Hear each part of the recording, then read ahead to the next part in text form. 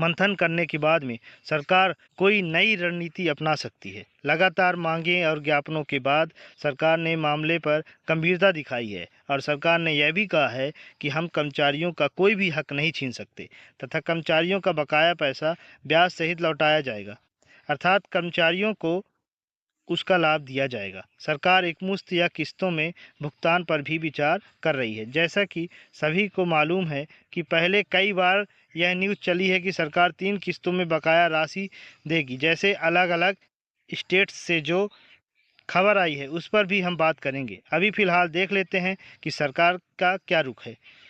तो एरियर जब भुगतान होगा तो जाहिर सी बात है कि एक साथ सरकार सभी कर्मचारियों को भुगतान नहीं कर सकती है और एरियर को लेकर के उसको आसान तीन किस्तों में भुगतान करने का जो नियम है और सरकार राजनीति भी बना रही है। कुछ अधिकारियों को बयान से संकेत मिला है कि सरकार समाधान की दिशा में आगे बढ़ रही है, यानी सरकार 100% यह समाधान करने की कोशिश कर रही है कि कर्मचारियों की बकाया राशि कितनी है और एक कर्मचारी को कितना पेमेंट करने की ज़रूरत है।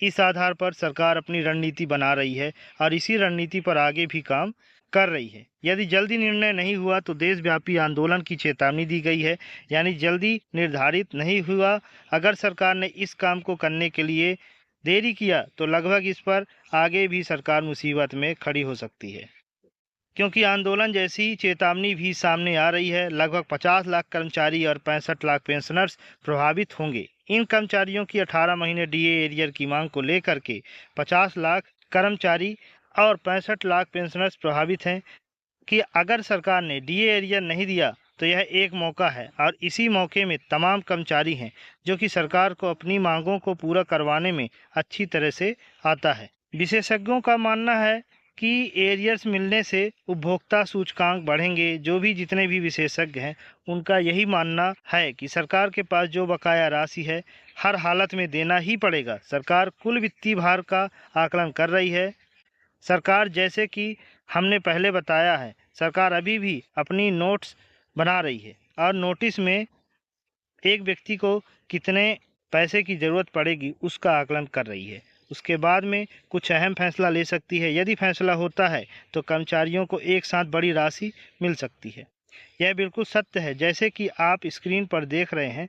इसमें हमने पूरा आपको बताया कि पे लेवल 1 से लेकर के और पे लेवल 10 तक का हमने इसमें आकलन बताया है और एक कर्मचारी का जिसकी आज 18,000 रुपये बेसिक पे बन रही है उसका लगभग 1,45,800 एरियर बना है। उसी प्रकार से हमने पूरा समझाया है कि फिर पहले 18 तक का एरियर कितना बनेगा जो निचले स्तर के कर्मचारी हैं और पे लेवल 1 से लेकर के और पे लेवल 8 के आकलन में आते हैं।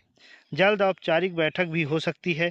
अभी यह सूत्रों से पता चला है कि सरकार की तरफ से इस पर जल्द ही कोई बैठक हो सकती है। सूत्रों के अनुसार भुगतान की समय सीमा तय करने का विचार है, यानी सरकार यह सोच रही है कि इसकी जो समय सीमा है 3 किस्तों में लगभग 2026 में इसका भुगतान कर दिया जाए और कर्मचारियों की यह मांग भी है कि सरकार जो भी भुगतान